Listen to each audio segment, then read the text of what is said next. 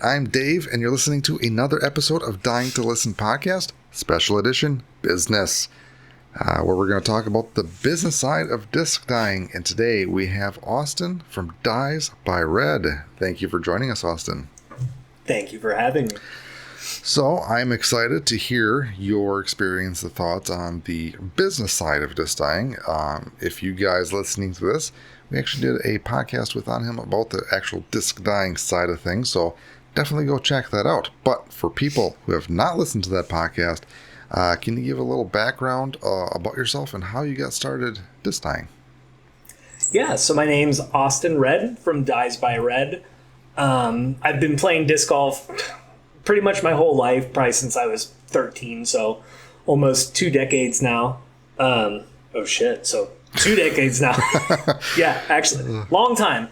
So played disc golf for a long time, and I've always been into like whatever hobby I'm into, whether it's like music and guitars or disc golf. Like I've always wanted my gear to be unique, like whatever like the stock version of like a Fender bass is. They're cool, but like they were never cool enough. So like I've always been into like customizing stuff, you know, whether it's a guitar disc or like a folder at school or whatever.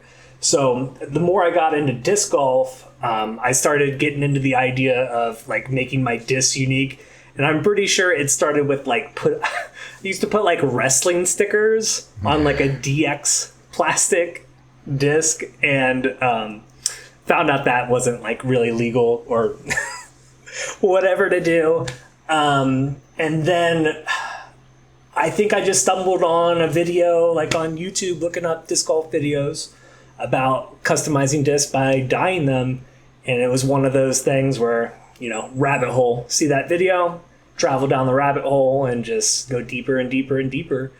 So, got into it that way and just started dyeing my own discs. And eventually someone offered money for one of them, and then like it was really on at that point. So it's just been, you know, riding the wave from that first moment, you know, just been going and going. Nice. You mentioned the guitar. Has you or know of anybody that dyed like a guitar Fender pickguard? So I don't know who it was, but I feel like I saw someone do it at some point, but I've also like had that idea myself, like taking that white pickguard and cell dyeing it or lazy wave dyeing it. But no, like I can't put my finger on who actually I heard. Yeah, I feel it might be like that sounds like a protagonist. Sounds like a Lambo thing almost. Yeah, I feel like I saw it. Anyways, so what inspired you to turn your disc dyeing hobby into an actual business? It was literally the first time that someone paid any amount of money for it. Like once I found out that like making money was possible, whether it's $1 or $5, like I was into it. Because like when I got started, I was like offering, you know, either to do it for free or like, dude, like I'll pay you to dye your disc. Like I was so into it. But it was relatively early on, once I like made a Facebook page and posted some stuff, like one of the guys I worked with was like, hey, I need that. Like, I'll give you $5 or whatever. And like I said earlier, like at that point it was on. Like once I discovered like you could make money off of it, I wanted to make money off of it. Why wouldn't you? Yeah. Do you remember that first sale? Yeah, it was someone that I worked with at Amazon, and I think it was a disc for him and a disc for his brother. I don't remember the exact price. It was probably like $5 or $10. It couldn't have been any more money than that. And they didn't give me any kind of prompts or whatever. I think they just saw whatever I had done, whatever I had posted, and they just gave me free reign. And it was a couple of lotion dyes. They were like fire themed, so like red, oranges, and yellows. And I remember them turning out like pretty sick, and they were both very happy with it, happy to pay for it. And like I said, like once that happened, like it was on as far as like trying to pursue a business with it, you know. Do you know what year that was? It was 2020. So it was like the spring.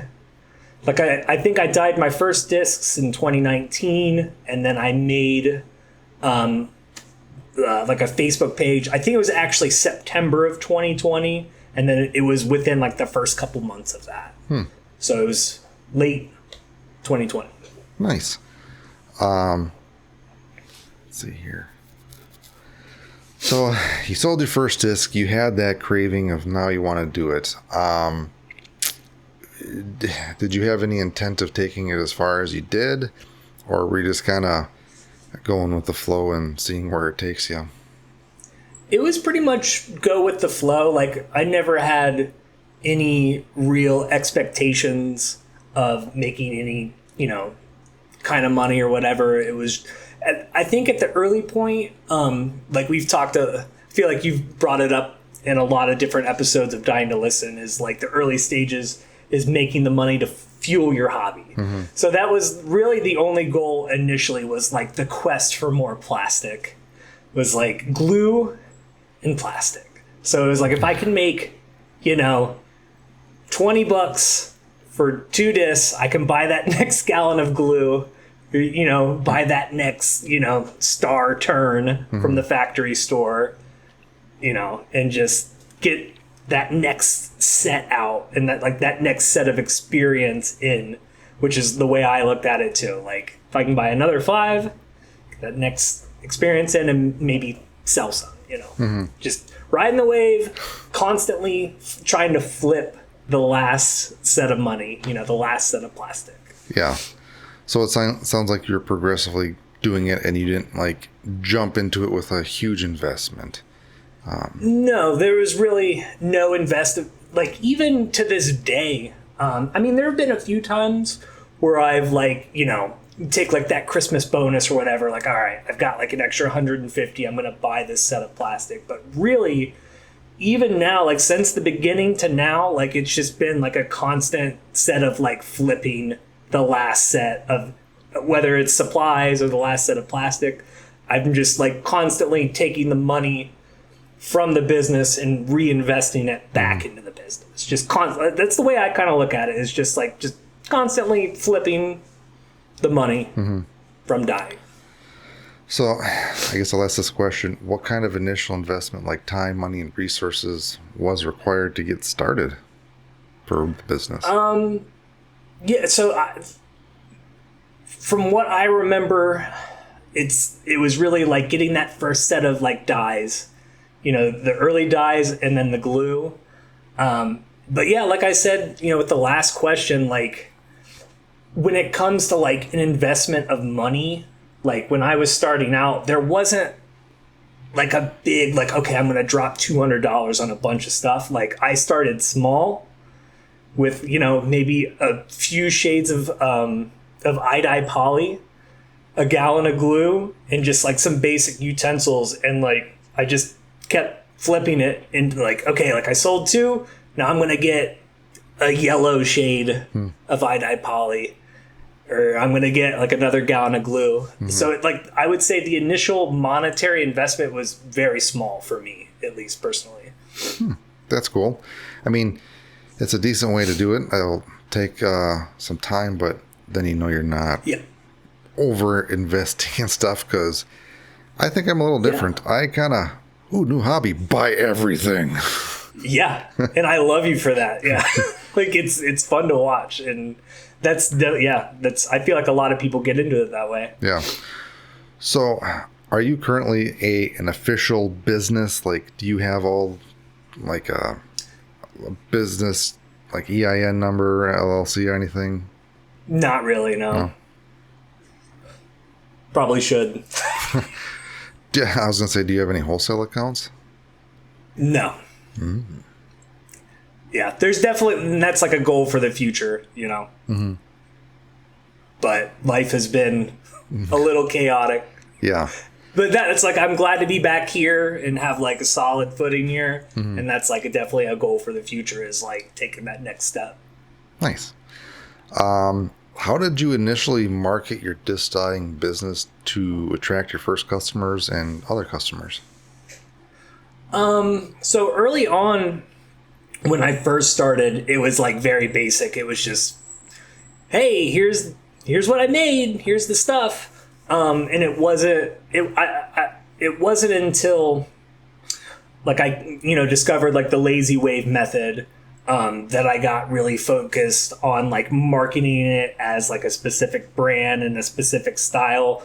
It went from like, oh, here's some cell dyes, here's some lotion dyes, here's some like wacky experimental spin stuff. Mm-hmm. It wasn't until like I got like the lazy wave method locked down that like I really started like focusing on a specific point, like marketing wise and branding wise. Yeah, I feel like that's what people know you by, is the lazy wave.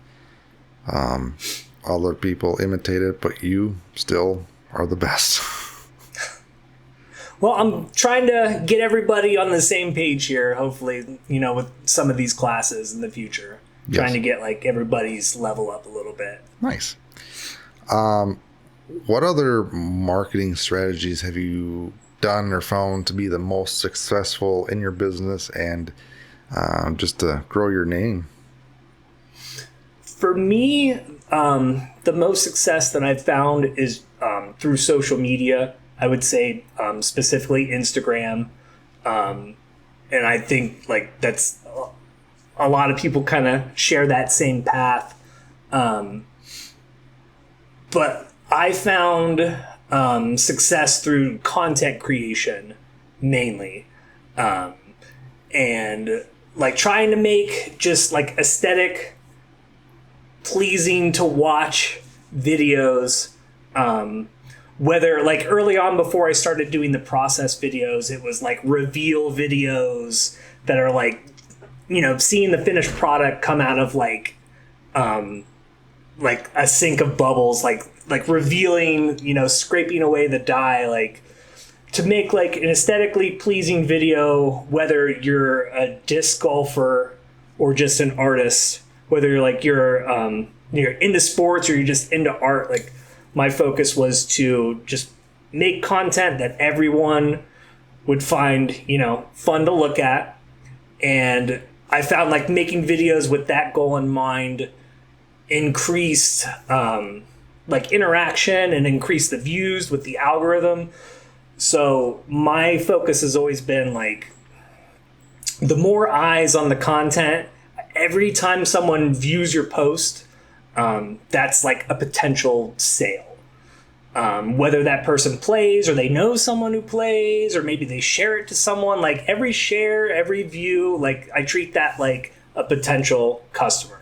So the goal's always been to make content to reach as many people as possible. Again, whether they're a disc golfer or not. Mm-hmm. Well, do you want to share kind of a little success that you had with that type of content? Yeah. I feel like early on I was getting like a decent amount of views, maybe like, in the high hundreds to like low, like 1, 2, 3,000s. And that was like I said, those were more like reveal videos and just like, ooh, here's a disc like shot like at a cool angle. But it was when I finally decided to get started into like pulling back the veil and showing like the process videos, that like the interaction and the views started going up and like the just the overall like success like raised when I started pulling back that curtain and showing the process. And once I started doing that, the views started going up. So I just rolled with that and kept rolling with that, and eventually, started getting more and more views. And then I think it was last summer, like I finally got like the quote like viral video where I got a couple that got like over 1 million, and those two viral videos on Instagram last summer actually translated like into business. They weren't just views for the sake of views. Like I ended up like getting a lot of business that summer off of, the success of the viral videos. Nice. And you recently had a company share one of your videos?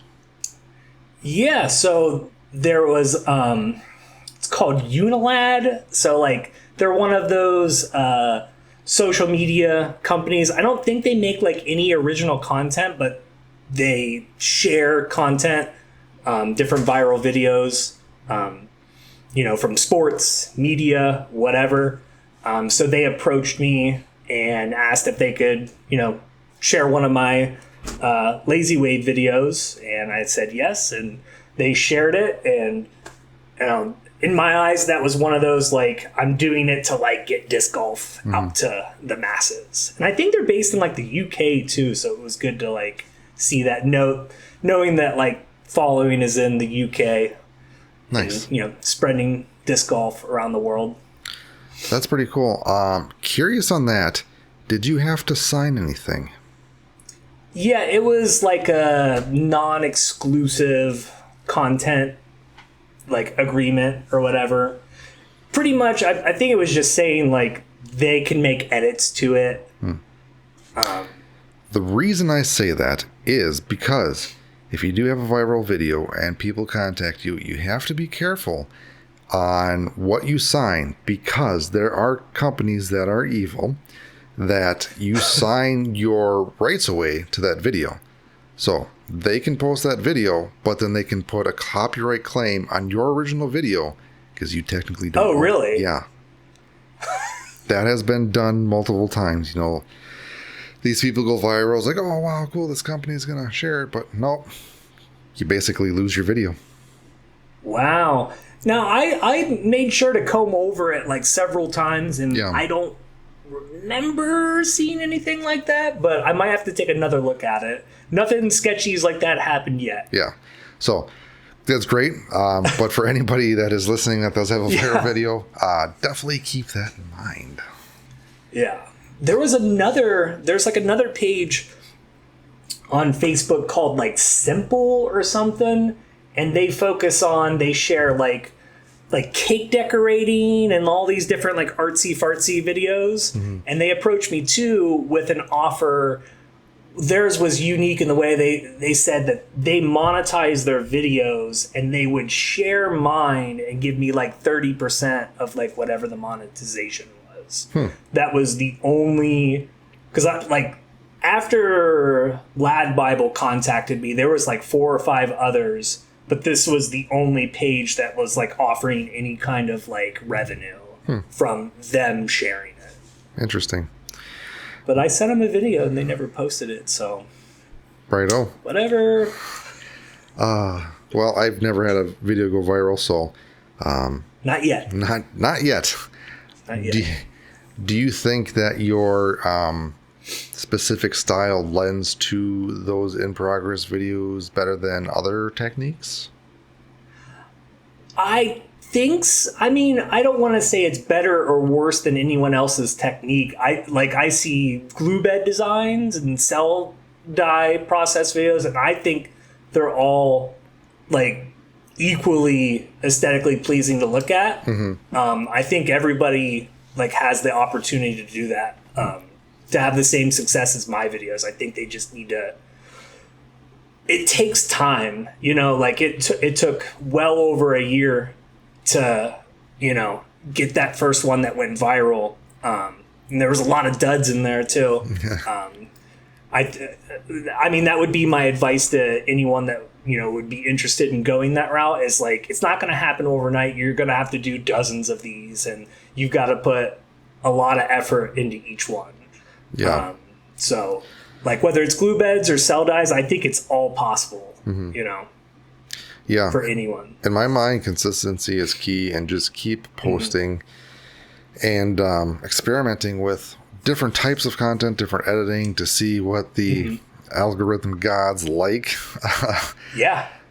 So yeah, you got to find whatever works for you, because what works for you, Austin, may not work for someone else. So Exactly. Yep. And you gotta, there's that fine line between like consistency and like changing things up. Like, yeah. I feel like once you hit that stride and like start to get that success, like there is like a drop off point. Like you've got to like kind of up the stakes as far as like keeping it creative. Like I've even just tried changing, like a camera angle. Like you could maybe do the same thing in a slightly different way. Like I've had success like taking it from like the straight top down camera angle to just moving it like kind of on the side. So like just the same video in a different way, maybe different lighting, focus on like different music to utilize in the video too. That's like another big aspect that like I think helps a lot is like audio. I think a lot of people don't focus on audio, and like this, there's other small things with like reels and TikToks that like you can't sweat the small stuff. There's like little details that help out a lot. Yeah. It can seem overwhelming, but if anything, just do something. It's better than nothing. Exactly. Like if you go back to like the first stuff I posted, a lot of it's a little rough. It's not great. It's like riding a bike, like you're going to fall off a few times and you're going to learn as you go, but you have to try, like you have to do it. Yeah. Practice makes perfect. But I like your perspective of making content that anybody can consume. Cause as an artist, when I'm scrolling through my, social medias, there's maybe some sort of art process that catches my eye. Like you have those, people in the big studios with the paint cans, swinging the paint cans all over the place. That's interesting. Or acrylic pours or any other unique creative things. So that's I like your perspective where you're thinking of the content of reaching a wider audience. Yeah. Because I think it's very important. Like that's like partially a reason I got into disc dyeing. Like I probably didn't know what it was at first, but you see like someone messing around with shaving cream and lotion and like, bright colors, and it sucks you in. So you said Instagram is your main platform. Are there any other social medias that you use and any success with those? So yeah, Instagram far and away, like, most success on that. TikTok, I've had a lot of success, just like views and like interactions, in that respect. But I think I've maybe sold one disc off of TikTok, like one commission or whatever. And what I've noticed based on like the analytics of like who's watching and who's interacting, TikTok, I mean, like we all know it's like kind of a younger platform. And if you look, at your stats on whether it's Instagram or whatever, like I'll ask you, Dave, like as far as your demographic, is the highest one the 21 to 34, 25 to 34? Yeah. Is that? Yeah, that'll be, it depends. It's that range or the one above it. Yeah.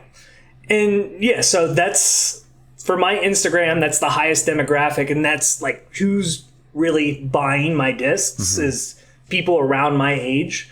I haven't really sold a lot that I know of to anyone, in like the high school range. And so that's what I'm saying. Like I've had a lot of success with the content on TikTok, which is fun, but no one's buying anything. It's a lot of people, the younger people that either don't play disc golf or aren't interested in spending money on like a custom disc. But there's other avenues. So I have an idea to maybe like TikTok. I don't know how often you're on TikTok, but like TikTok Live is like a huge thing. Alex is really into it. I find myself scrolling, mindlessly from time to time, and people are making some money on there. Like there's some people where it's like their full-time job is, doing stuff on TikTok Live. So I kind of had the idea of maybe testing out, like I had the idea of like, what if I pre-set up like 10 beds and just like formatted it as like an art, like a live art video, thing, and like just go live for like an hour and two and just like mess with a bunch of dyes and try to make money that way. Not really focusing on like flipping the disc and selling the disc, but just like making the money off of like the live content. So that's an idea. But as far as selling discs, nothing on TikTok. Instagram's been the main thing. I think I've sold a handful off of Facebook. I think I could do more business on Facebook, but like I need to focus more energy on it because I see a lot of people doing a lot of business on Facebook, and I think it's a very valid, use of time. Yes. Why are you on social media so much? I'm working. I literally, and like when I started, that was what I was saying in my head was like, I'm already on this shit constantly, whether it's at home or at work, wherever. So that was like almost a justification in my mind. Like, all right, well, like I'm on here all the time, let's try to make some money off of it. Nice. So is that your main marketing platform is the social medias, and that's how you get basically all your awareness and business from, or are there other things that you do or have tried? It's mainly been Instagram. I've been kind of riding that wave for a while now, but it's starting to slow down a bit, and I'm going to need to start, looking at other avenues as far as like reaching out to people for sales. But up until now, like I said, from like 2021, 2020 until now, it's just been making content and then having people reach out to me like, oh, that looks cool. I want this, or I want, holidays are like a big time, like focus like good content around like October, November. And then you get a bunch of the Christmas presents, the holiday presents. That's mainly what it's been up until now. The only problem with that is like you have to stay on it. You have to like please the algorithm gods, or you lose your spot. So that's like kind of where I'm at right now is like, I've moved a couple times in the last few years, and it's like you have that big chunk of like a month or two of lost time and lost content. And like, you've got to like kind of climb up that ladder again to get to that healthy spot in the algorithm. Because if I'm not posting and I'm not making content, people aren't really going to they're not seeing anything, if you're not putting out content, people aren't going to see it. Yeah. So that's like kind of the drawback of my method is like, you have to keep pumping stuff out. But I love making content. So, it's usually not a big deal until you move across the country and get all your shit set up again. Do you think starting disc dyeing, I would consider earlier than other people, has helped you to build that audience compared to someone that has started a year or two later than you? Because I feel like you're ahead of the COVID boom dyers. Yeah. Yeah, 1000%. I talk about like early 2021 because I feel like I hit my stride around the winter of 2020, and then I talk about like the beginning of 2021 is like the business golden era because there were a lot of dyers, but I feel like there was like a handful of like established people. I don't want to say like at the top or like I was at the top, but like there were some established people with like accounts set up with some followers, and that early 2021 was a good time. And I think it was right place, right time, and business was good. That was like the golden era where like people were spending $50, $60 on a disc and not blinking, and not so much anymore. So I'm curious because you've done this real in the disc golf terms a long time. How have you seen the industry change? I would say market saturation is the biggest thing. It's just the amount of people selling is the biggest change. And I would say it's harder maybe to like get yourself to stand apart because so many different things have been done so many times at this point. So market saturation, just the sheer amount of dyers out there, whether it's, people on social media or just people doing it locally at their clubs, it's just way more people doing it. Yeah. So it's harder to stand out and harder to make that sale when, there's 10 people that, live locally to whoever, this person's trying to buy, it's just a little harder. What recommendations would you tell people to stand out from the competition? And if you were to do it again, starting now, what would you do? It's kind of put me on the spot there. I can't say necessarily how to do it, but I feel like it's really important. I guess it depends on where your goals are as a dyer / business person. Are you trying to just move as much product as possible, or are you just trying to make as much money as possible as quickly as possible, or are you trying to curate things to a more select audience and make less mass produced? It depends on who you are and what you want to do. If you want to pump out a bunch of Green Bay Packers helmets, that's one thing, and that's awesome. But there's, it just depends. What would you do? I don't know. I would try to stand apart somehow. I feel like I got really lucky, because I just created, my specific design on a whim. I think, honestly, if I did it today, I'd be doing the same thing, just Friday night, having your supplies out and just getting wacky with some stuff. I never really had any real intentions as far as what I was going to make. I don't know. I can't really explain it. Yeah. Hey, it's Future Dave here. And if you're tuning in, you're probably serious about taking your disc dyeing hobby to the next level.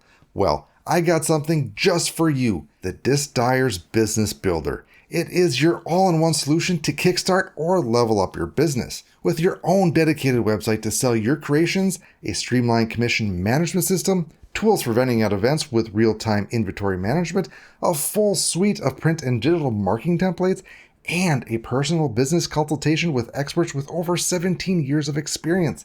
This is everything you need to succeed. Are you ready to make it happen?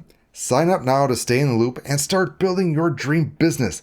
Head over to dyersguild.co/businessbuilder and let's get started. So this is kind of a long question, but can you walk us through your typical workflow from receiving an order to shipping it out? So, like I said earlier, typical way it goes down is I post some content and people see it, and I usually get, maybe one or two people that approach me through direct messages on Instagram. And it's usually something along the lines like, hey, sick. Yeah. I want something like that, but can I get it on this disc or that disc? And I'm just very, I want to get this person exactly what they want. So I try to walk them through the process. Okay, cool. What disc do you want? What colors do you want? Do you want this design? Do you want that design?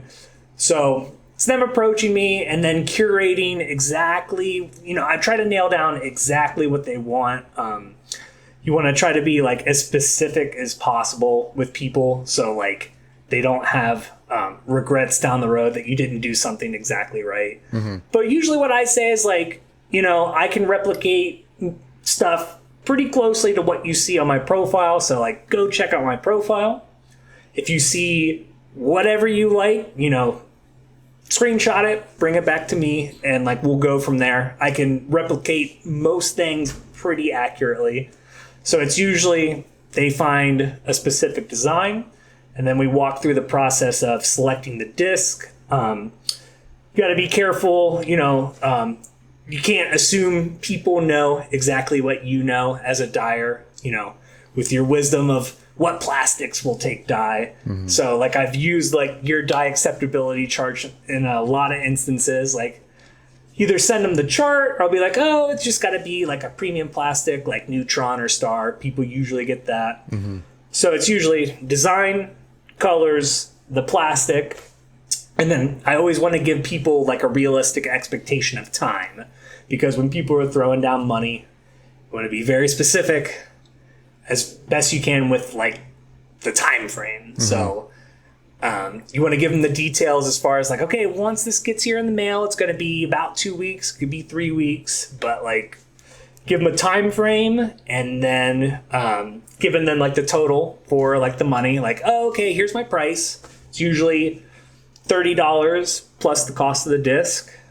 Be very upfront with like your costs, and once they get a disc selection, have them send over the money, order the disc. And I usually say like, hey, once the disc arrives, like the second I get it, like I'm going to hit you up, because like you want to be very transparent with people. Like I said, like $50 is a lot of money to some people. I'm one of those people. So like I try to be as, you know, have as much communication with people as possible.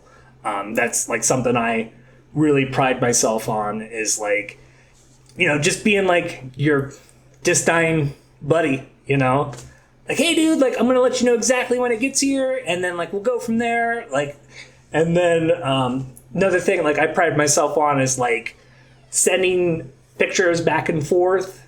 So like when I'm getting ready to dye, like I'll send them like the teaser, like the movie trailer pictures or whatever, like, hey, like here's your disc, and like here's all the dyes set up, like it's going down tonight. So give them like a little taste. And then sometimes I'll send them like the process video if they want to see that, or like I'll send them like the bed picture, you know, send them the picture of the disc in the bed, and, you know, go from there. Like if they want to see results, I'll say like results in the morning, and then, you know, once I get it packed up, give them the tracking information, and, you know, just like I said, like I want to communicate as much as possible with everyone, you know, along the process, whether that's, you know, just words, but like it's also like the content too, like send them the pictures, the videos, kind of hype them up more and more. And, you know, maybe they send that to like their friends, like, oh dude, it's going down. Like, no, that's awesome. That's awesome that you keep them in the loop of like where things are at, and kind of give them a sneak peek. So got a bunch of questions.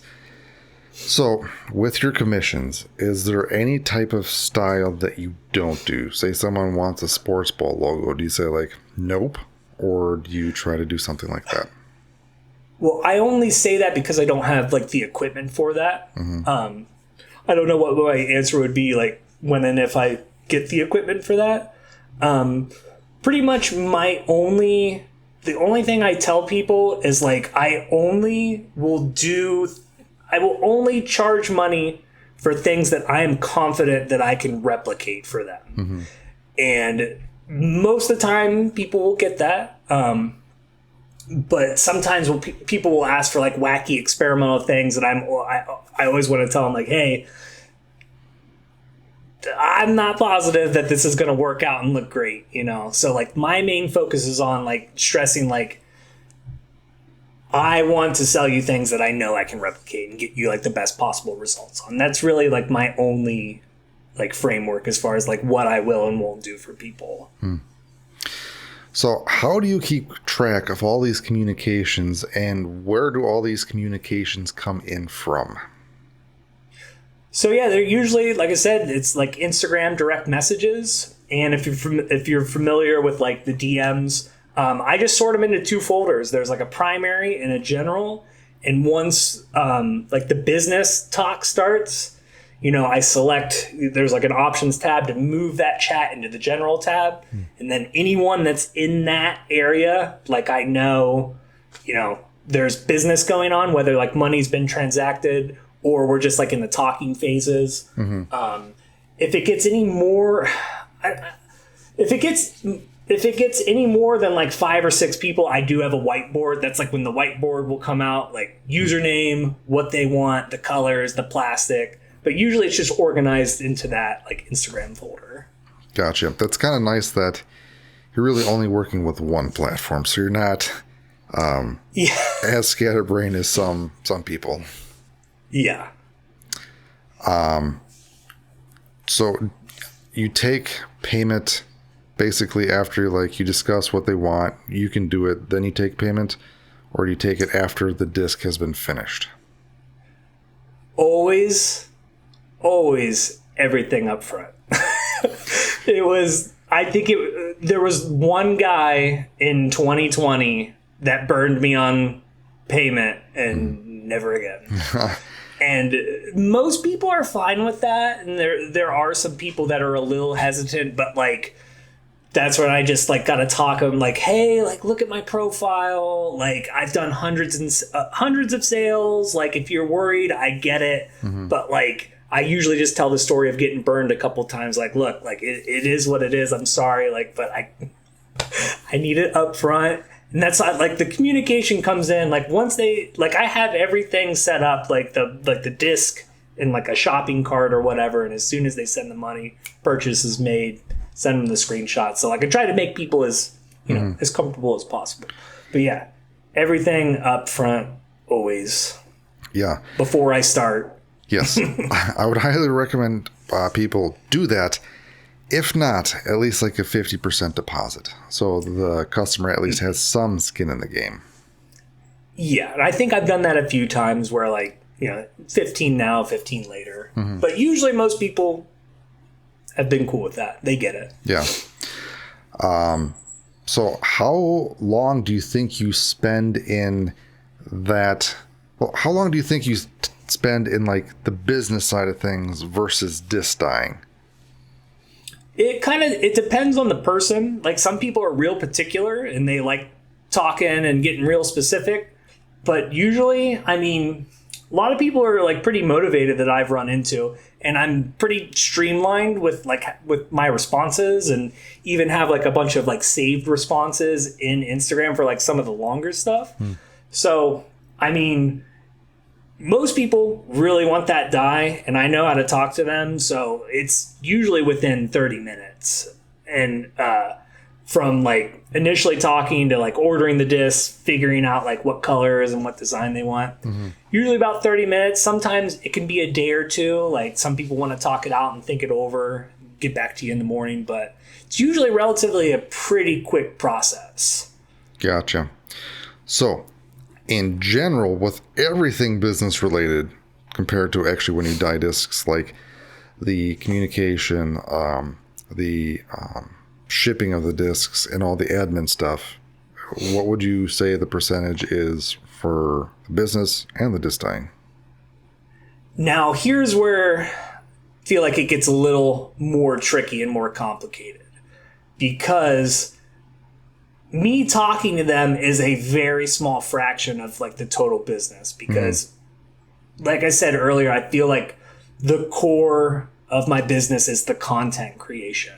So I shoot a lot of content. Like, what you've seen on the Instagram is probably a third or less of what I've totally shot, whether it's pictures or process videos or any of that. So, and then I feel like also you got to factor in looking at other people's videos, like, and consuming other disc golf related content as part of the business too. Market research. Market research. Yes, exactly. And yeah, so I would say the bulk of like the business, quote unquote, would be my content creation, editing the videos, and then posting them in the morning, like having like a schedule with that. Like, I think that is the bulk of it. Like, me talking to them and like shipping and all of that, I would say it's a relatively small amount. And I've got that, like I said, I've got that pretty much streamlined with talking with the people, and then also vending on the Dyers Guild website has made that aspect like so much easier. Because before I started vending on websites like the Dyers Guild, it was all through DMs, and it was much more of a hassle. Like listing stuff on like my wall, and then talking to people and trying to sell them stuff. Now it's just the business outside of the commissions is way easier with the website is what I'm trying to say. Like I can make the content, put it up on the store, put the link tree to all the, the store links and just have it sit there. That aspect's got a lot more streamlined. Nice. What do you do more, I would say, quote unquote, pre-dye discs, or do you do more commission discs? Like what's the ratio between those? It kind of ebbs and flows. Yeah. If I'm doing like I said earlier, for me, it's like constantly flipping whatever my last sale is. Mm-hmm. So like if I'm getting more commissions, I'll take that money and then flip that into, a set of 7 to put on the website. And then while those are sitting there, I'm getting more commissions, and like when those sell, I'll get more to put on the site. So it's like kind of like a back and forth. It's a juggling act. And it's like seasonal too, like before the disc golf season, I feel like you get a flood of people wanting dyes. And then like during the season, I feel like it's kind of dead. And then you get like the holiday season where you get that influx again. So it's really, for me personally, it's back and forth. It just kind of depends. Do you have a preference of what you'd like to do? Do you like to do commissions better or your own thing?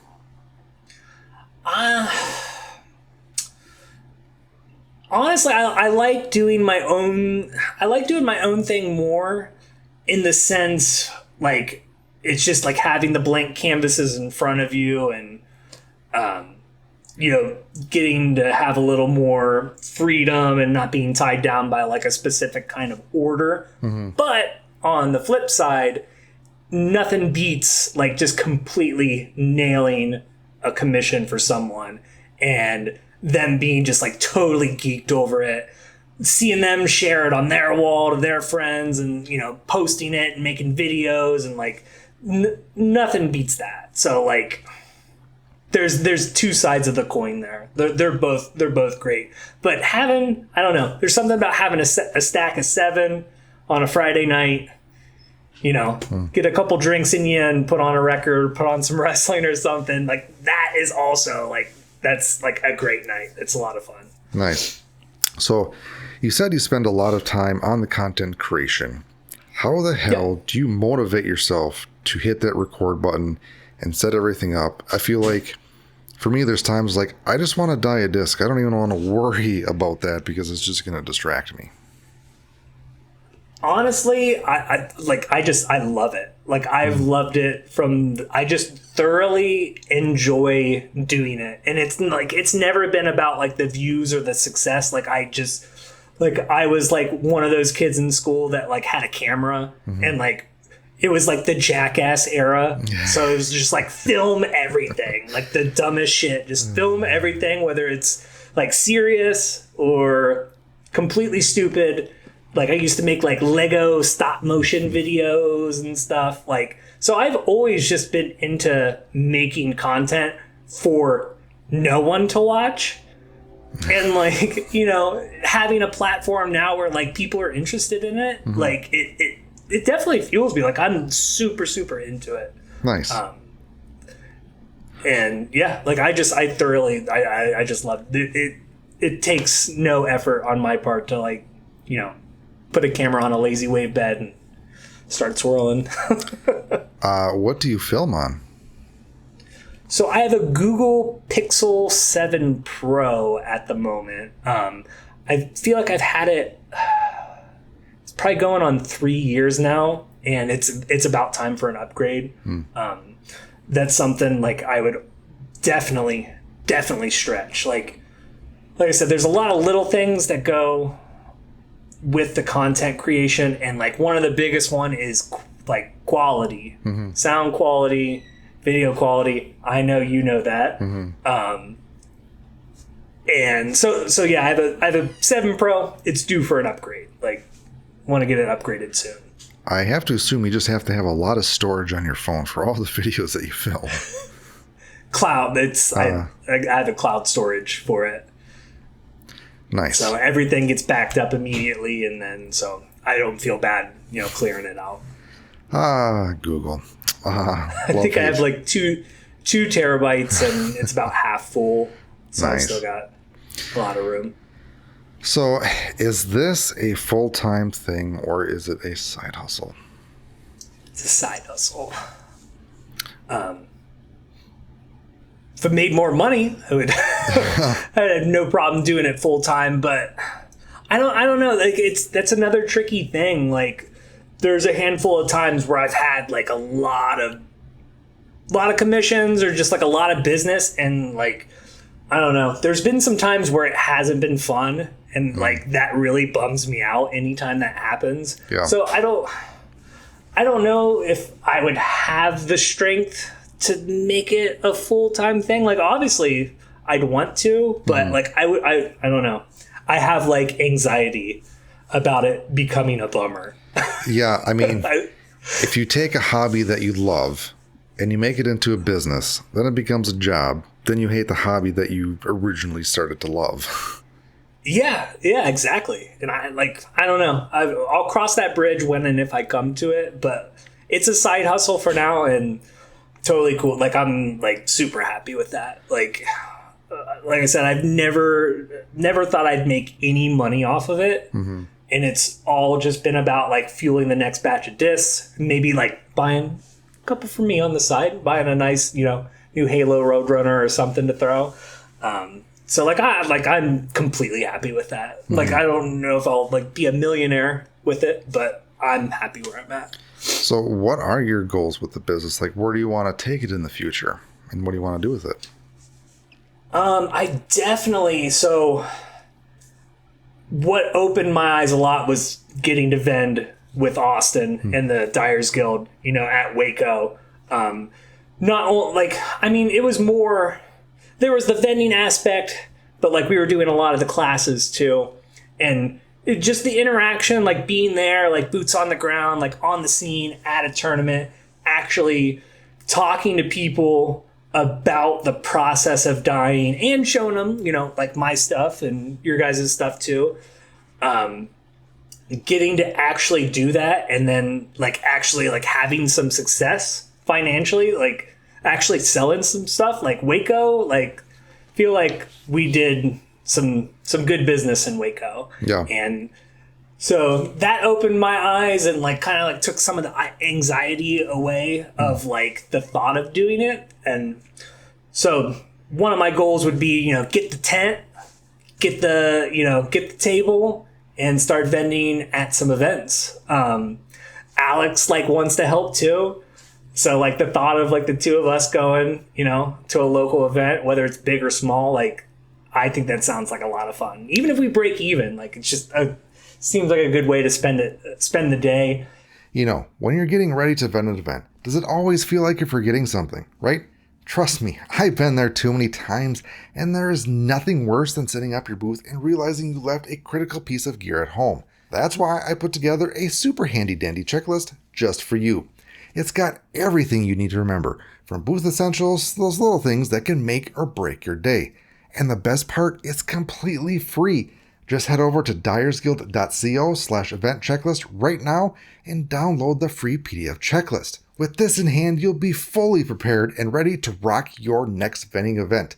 Again, that's dyersguild.co/event checklist. So, go check it out and take the stress out of vending.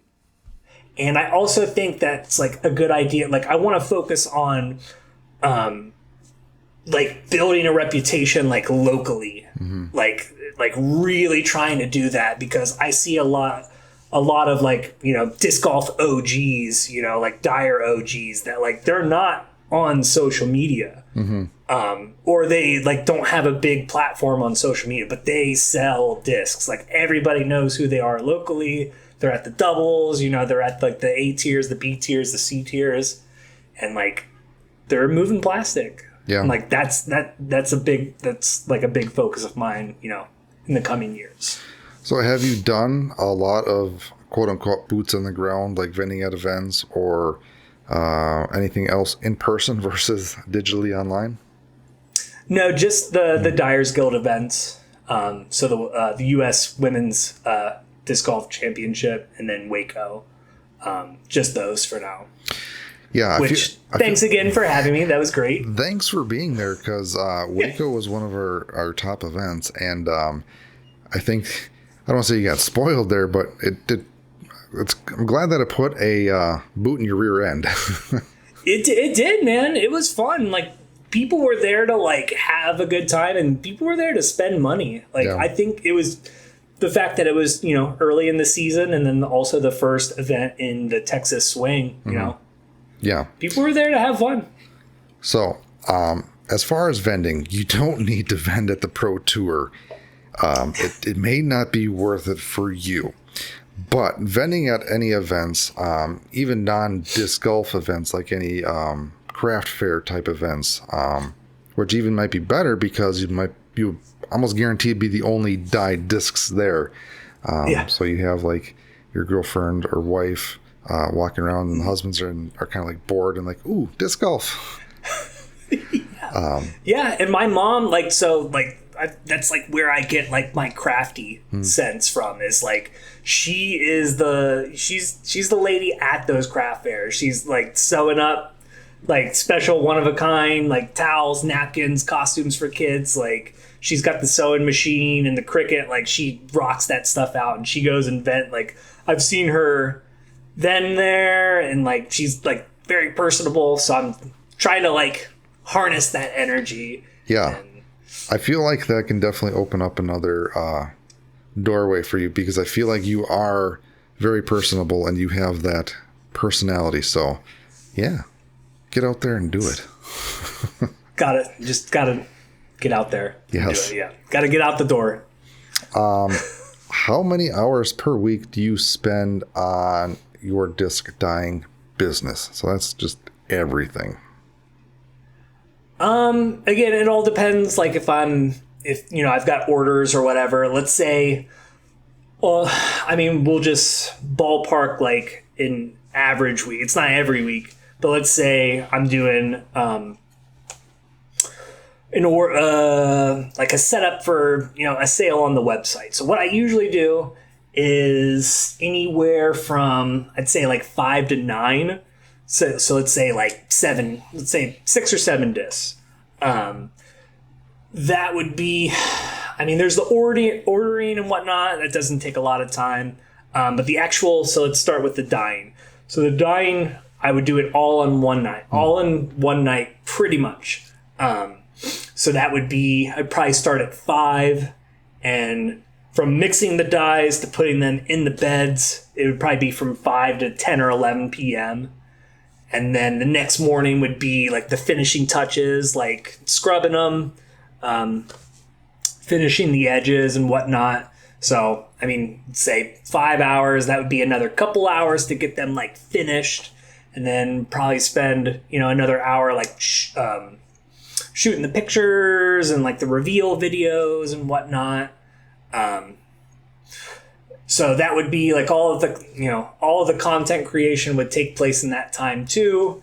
So what was that? So like 5, 7, 8 hours maybe would be like start to finish the whole batch. And then after that, it's all promotion. So like, editing the content, posting the content, replying to people, listing it on the Dyers Guild. That kind of varies and whatnot. That's like usually like an every morning thing. Like, I usually clock into work at 7. So from like 6 a.m. to 7 a.m., like I'm like getting everything ready, posted at 7. And then throughout the day, replying to stuff, checking posts, checking the insights on the post, seeing like, hey, is this working? Is it not working? Mm-hmm.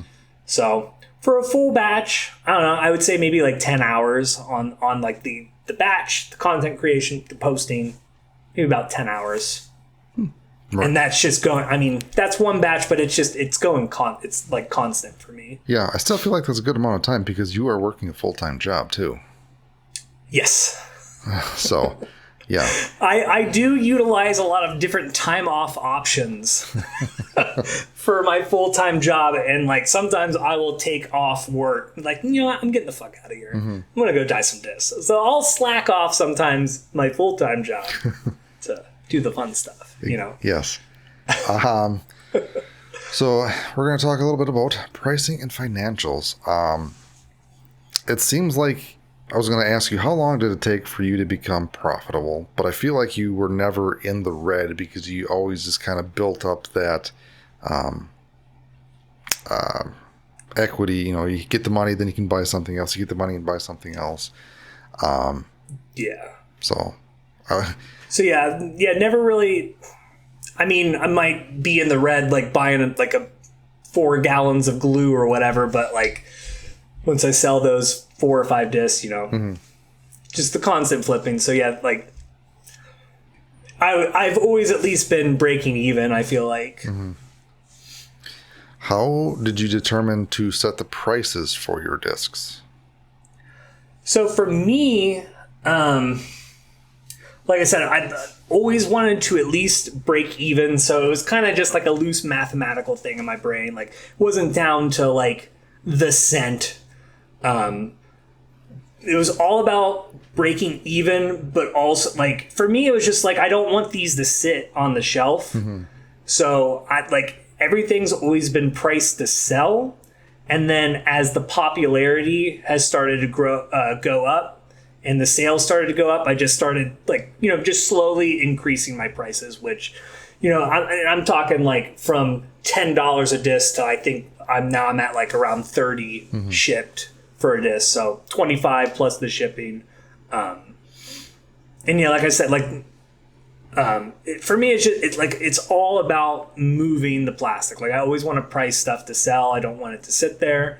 So setting the prices has always been kind of based on like what the market is dictating. So I talk about like that golden era of like early 2021, like people were spending $55, $60 on, you know, like a stock destroyer or like a nice like ESP, whatever from Discraft or like a neoplastic Discmania. But like the market's kind of gone down a little bit. Like the you know, what people are willing to pay has kind of gone down a little bit. So what I feel like my prices for commissions, like I'm mainly trying to make money on the commissions because like I feel like my commission prices are higher than like what I sell the stock disc for. And like what I usually say is like that's because like I'm like curating the specific experience for someone. Yeah. So like I kind of lose a little bit of money on like the stuff I put on the website, but that's all an avenue for more content creation, more exposure. Like that's like a passive income thing, and then like kind of make up for that a little bit on the commissions, like kind of banking on like the 1, 2, 3 disc commissions or like the occasional order of like 5, 6, or 7. Yeah. Like I feel like that's like where like the real money kind of comes in. So the disc that you dye yourself, that's called an advertising expense. All right, so that's what that is. Yeah, that's the way I look at it. Is like that's an avenue for the content creation, get eyes on the product. Yeah, and I feel like people should charge more for commissions for multiple reasons. One, it is technically taking more of your time because you have to interact with the client. So it does take more time. And I feel like you can also charge more because the person is getting exactly what they want. And in your case, in the experience of that as well. So that's definitely the way I look at it. And like I said, I really pride myself on that communication back and forth. So I feel like I'm giving them the value for like every single dollar that they're spending. Yeah. No, let's call it good customer service. Yeah, and I mean, like, that's, like, I don't ever guarantee that I'm going to post, like, your process video or even the picture. Like, I post mostly, I'd say 90%. There's a good chance, and I feel like that's, like, I don't, not like a, like, strategy, like, I'm, like, specifically focusing on that as a strategy, but I think it does come into play when people try to get a commission for me, like that idea of like, oh, like he might post this and it might, like, I'm going to see my disc on, you know, this Instagram or TikTok page, you know, that's like kind of in a way a marketing strategy. Yeah, no, that the whole experience is something that I never thought of or necessarily heard someone do, which is, it's a great thing. Like I said, it's great customer experience, and it's a great way for you to stand out from other disc dyers that are kind of like, what do you want? Okay, kind of turn stuff out. So yeah, that. Which is, yeah, it's totally fine. Mm-hmm. But yeah, I feel like you should market that aspect a little bit more too. How would we do that? I need advice. I don't know. How do I put that into? See, yeah. That's the thing. How do I put that into words and put a price tag on it? Or yeah, well, you have to think about it. I get what you're saying. But bringing awareness is what you'll get when you get a commission from me. Because I didn't even know you did that, so. Yeah. Yeah, I feel like that's been like a deciding factor for some people. Like, yeah. I mean, I think that would be cool. Like, oh, I'm gonna get a disc from this guy, and like, it might go viral, like the process of this, and then I'm gonna go throw it. I'm gonna show it to all my friends on the course, Mm-hmm. Like it's like an added little bonus. Yeah, no, that's really cool. All right, moving on. What were some of the biggest challenges you faced when starting your disc dyeing business or just currently running it?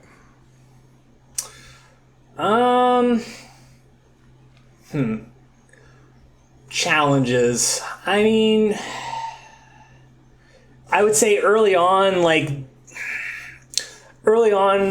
I would say like the challenge, like especially with commissions, is like the anxiety of like giving people like the best possible product, and like the stress of like, oh, am I gonna like screw this up? Like the anxiety behind that. Like, okay, they just gave me $50. They sent in this disc, so like the challenge would be like the anxiety around like really nailing it for someone. Mm-hmm. And I still have that today. Like I get that constantly. Like I'm like hyper focused on like nailing every single thing possible.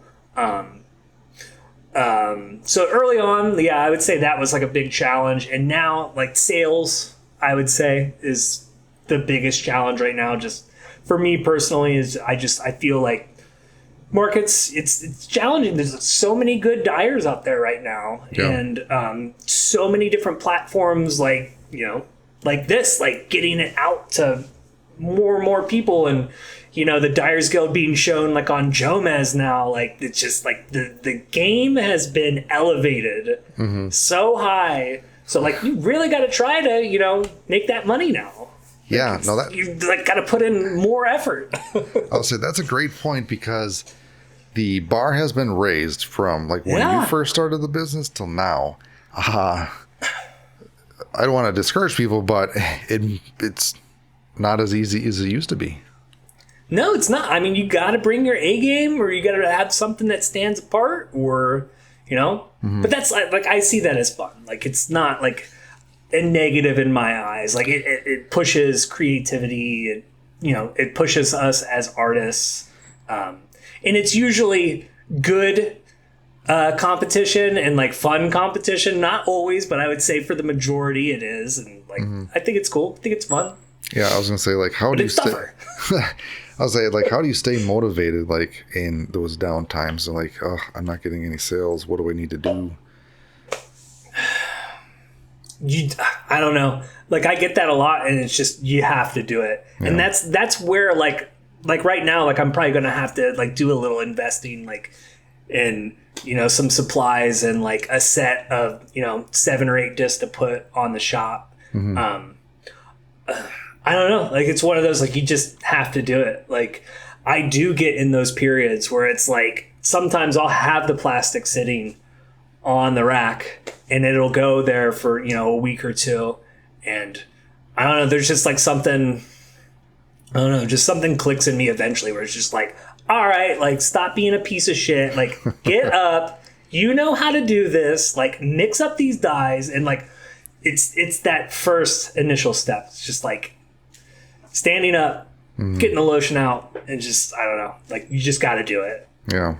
And usually once you get up and start doing it, it usually works out. So it's just like hyping yourself up. And motivating yourself. The first step is the hardest. Yeah, it is. I feel like I know the answer to this question, but how do you deal with competition? I don't know. I don't look at it that way, really. Maybe subtly in my own brain, but like I don't know. I feel like I've always just done my own thing for the most part. So I don't know. I guess dealing with it is not dealing with it. Yeah. Like I said, I'm not like, I've never really tried, like, I don't know, like if I'll make a super, make a lot of money off of this, and that's not really the goal. So I don't know. I really don't think of it that way, is like competition. I do what I do. Like, I do as much as I feel like doing. And the goal really is like waiting, putting myself out there to the point where like you get those big commission deals, whether it's like a website, like OTB East, or that's like, I'm just like keeping the ball rolling and then trying to get those big orders and get like that big batch that like, that's, where I might get that big chunk of money from. Nice. But like, I don't really look at things as like competition. Like, oh, I need to sell more than this person or that person. Yeah. And I figured that's what your answer was going to be, especially because you gave away your trademark lazy wave secret of how to do it. Yeah. And that was something I struggled with for a long time. Like, when I like developed it, it was never my thought that I was going to like keep it forever, but I was enjoying it for a bit. There was definitely a part of me that's like, okay, like I'm going to sit back and watch, like, see these people, like it was fun, like seeing people like be interested in it and try to replicate it, and like, okay, like maybe they did this wrong or that wrong. I wasn't like laughing at people like, you don't know how to do this. But I was like, I'm gonna sit back a little bit. I'm gonna give it like a year or two. It was never my intention to like not give it to people. There was the only thing I was very conscious of was I was like, eventually someone is gonna figure it out, and they may or may not make some kind of video. And if anyone's gonna make a damn video of showing you how to do this, like, it's gonna be me. So I didn't want to wait too long. So that was always the idea. Like, if anyone's gonna make this, it's gonna be me. And like, I had a plan for rolling it out and like filming it, editing it, and it was always the plan to show everyone how the sausage is made. Nice. So how do you feel that you're known for that specific style? It feels great. Like, it feels awesome. I think I was talking to Xander the other day, and I was like, because I think we were talking about money and like business. And I was like, like, it's not, money's not the main focus. And I think I said I said, I'm more interested in artistic immortality. Just something like that might still be here, after I'm gone. Even if it's just it's just disc dying, but like, I think that's pretty cool. Like, in 50 years, you might still be seeing lazy waves flying around in the disc dying history books in 2001 or 2021. But I feel like a lot of artists, that is, I think their goal is to have a style that they are known for. And that's not easy. Because a lot of stuff's been done. Yeah. Like, dying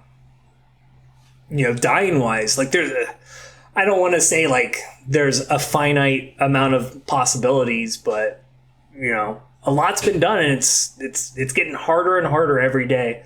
But like we still see it all the time. Like look at like Lilbot dyes. Like anytime you think that like cell dyeing, everything's been done, or like you can't like nail down a specific kind of design, like that dude like locks something in. He's like constantly innovating a form of art that's like the most chaotic, and like you think like there's no way to control that stuff, but like he's doing it. Like it's possible. No, it's always fun to see a new style. Like this year recently with Y-Dye and her yarn. Yes. I was like, holy cows, never saw something like that before. Yeah, never saw it before, and like it was like almost giving me a headache.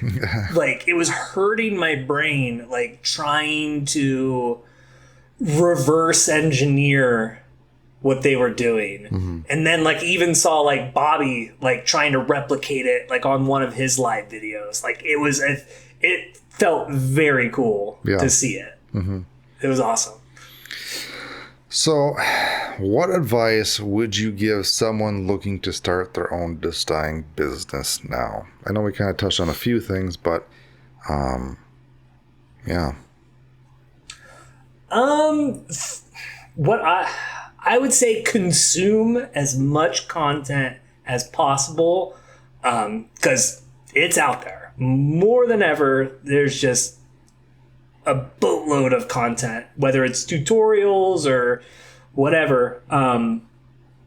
Consume as much content as possible, and then I'm not saying that like having a specific style or goal in mind is bad, but like just keep yourself open to all possibilities. Try literally every single thing you can. Because I mean, like I tried it all before. Like I got to lotion dyes were like one of the last things I got to. You know, I was doing the shaving cream bursts. Did a lot of cool stuff with that. And then I thought I was going to be a cell dyer, because like cell dyes were popping off. Like that was like the cool thing in 2020 and 2021 was cell dyes, and that was like what I was trying to do. Like I thought I was going to be a career-long cell dyer, but then I just mixed up a bunch of lotion, and you know shit happened. So keep yourself open to all possibilities, like for sure. Like don't early on, like don't just don't get too narrow-minded, because you never know like what you're gonna come up with. Like everybody wants to be Jimi Hendrix, but like you might pick up a bass one day and like you're fucking Paul McCartney, like you never know. Or worse, a keyboard player. Dude, some of the coolest people I know are keyboard players. Yeah, I guess. Like such a hater. Hey, at least it's not a bass player. Because I know, right? That's like the bottom of the totem pole of the band there. Amen. What are some of the key qualities or skills that you think are essential in succeeding as a disc dyeing business? I mean, like we touched on earlier, I'd say persistence. Because, like I said, I'm constantly on Instagram. Like I'm not just making my own stuff. I'm watching everyone, especially early on. Like when I first started, it was just like I'm following every single disc dyer. Like I don't care if you have 1 post, 20 posts, whatever. So persistence. So yeah. So let me get back on track. So persistence in like the aspect, like, so I've been watching everyone, like so many dyers start from, the beginning to wherever they're at now, and I see a lot of accounts that start and then stop 2 months, 4 months, 6 months later, like, and like I'll go through like sometimes like who I'm following and like revisit those those ghost towns of dye pages. And I get it, like things happen, and like you might be into it one day and not into it the next day, but like persistence, like it's not going to happen overnight. You're going to have to like eat some costs. You're going to go into the red. Some shit's not going to sell. But you have to gotta keep going. Like you cannot stop. And I think social media is a huge part of that too. So it's not only just making the disc, but it's also the content creation, the persistence with putting your stuff out there. You got to keep going. Don't quit, because you're just like one post away from that big commission sale that's going to get you $200. Then you're going to buy big set of glue and like 7 discs, and that's going to get, you're just one commission away. So like, you got to keep going. Yeah. I think like the rule of thumb is it takes 3 years to become really profitable in a business. And I feel like, a lot of people do give up. You just gotta keep on keeping on. Keep trucking. Yeah. Is there anything else you'd like to share with our audience about your journey and the disc dyeing business in general?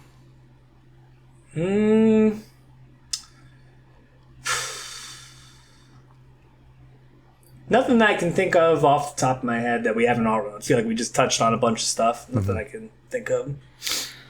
I feel like we need to have a separate masterclass on social media and all the nuances on that. Yeah, and I would definitely like to be a part of that, because like I said, it's the nuances, it's like the little stuff. Like even like in our chat, like I've always been trying to give little tips, like little stuff like turning like the audio volume down so it's not like blasting as soon as someone swipes to your video, like little shit like that. The hashtags, camera settings, framing stuff. Big thing that I always notice that like always bugs me is sometimes when you go to someone's Reels page and like there's that option before you post to have like the frame for your Reels page. And it's always like some people just like won't mess with that, and it's just like the first frame of their video.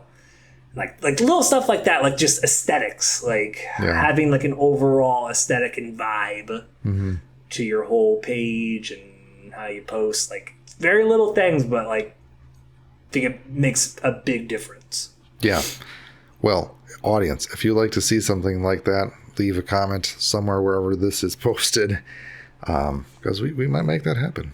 But I'd love to do that. Mr. Red, thank you very much for your time and insight on your perspective of the business side of disc dyeing. It's always interesting to hear. I don't want to make it sound like bad, but I feel like just anybody that isn't a disc dyeing business really doesn't have their shit together, but somehow makes it work. Yeah. But again, where can people find you if people wanted to take a look at your work or maybe reach out and ask some questions? Yeah, so best place, like we said earlier, is Instagram at Dyes by Red. That's like where I'm on that constantly, all day, every day, pretty much. So if you send me a message on there, like I'll more than likely get back to you pretty quickly.